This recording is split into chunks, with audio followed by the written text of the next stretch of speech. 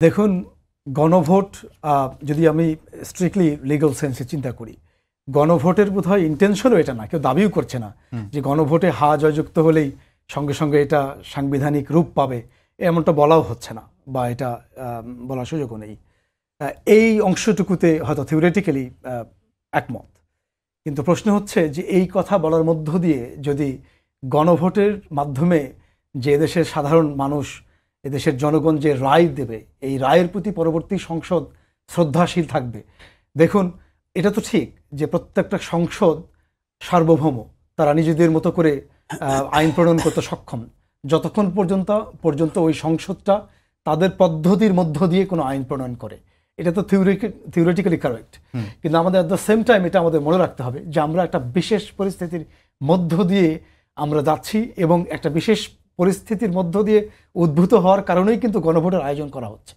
তো জুলাইয়ের যে আকাঙ্ক্ষা, সবগুলো রাজনৈতিক দল মাসের পর মাস ধরে, বছরের উপরে ধরে যে আলোচনা করেছে, সংস্কার কমিশনে তাদের ভাবনাগুলো তুলে ধরেছে, সবশেষে জাতীয় ঐক্যমত্য কমিশনের 2-3টা স্টেজ ছিল, যেখানে প্রত্যেকটা রাজনৈতিক দল এবং অংশীজন 30-এর অধিক, তারা প্রত্যেকটা টপিকের উপরে বিস্তর আলোচনা করেছে।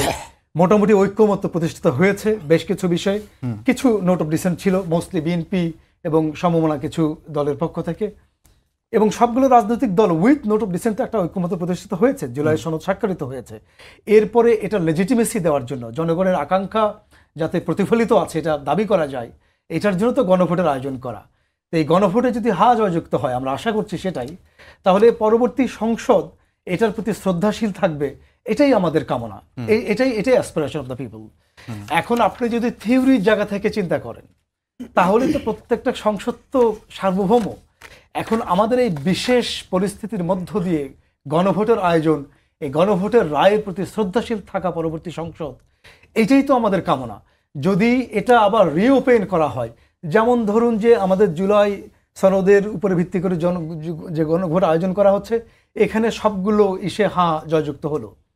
পরবর্তীতে আপনি যদি আবার এই ইস্যুগুলোকে রিওপেন করেন, আবার যদি আপনি বলেন যে উচ্চকক্ষে ফার্স্ট পাস্ট দ্য পোস্টার সিস্টেমই থাকবে, এই ইস্যুটাকে আবার রিওপেন করলেন, করে এটাকে আবার ধরুন কথার কথা বলছি, বিএনপি সংখ্যাগরিষ্ঠতা অর্জন করলো, এমন সংখ্যাগরিষ্ঠতা অর্জন করলো যাতে যে সংবিধানের পরিবর্তন তারা নিজেরাই যদি চায়, তাহলে সংখ্যাগরিষ্ঠতা তারাই আছে, এটা থিওরিটিক্যালি তারা পারবে, এটা সংখ্যাগরিষ্ঠতা আছে, 2/3 আছে। এখন প্রশ্ন হলো, তারা যদি এটার প্রতি শ্রদ্ধাশীল না থাকে, তাহলে they must be prepared to pay for political compensation. কেন? তাদের যে পলিটিক্যাল রিপারকেশন যেটা হবে এটা, কারণ আফটার এ সার্টেন পিরিয়ড, আপনার 5 years পরে you must return to the people. তো এই বিষয়ে তাদেরকে সতর্ক থাকতে হবে।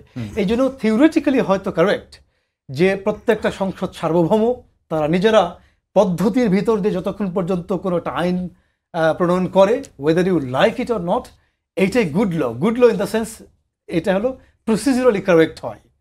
কিন্তু প্রসিডিউরালি কারেক্ট হওয়া এক জিনিস, আরেকটা জনগণের দাবিকে উপেক্ষা করে আপনি একটা কোনো জিনিস করলেন না বা করলেন, এই দুটোর তো পলিটিক্যাল প্রাইস আছে। এটা সিরিয়াসলি কম্পেনসেট করতে হবে আপনাকে।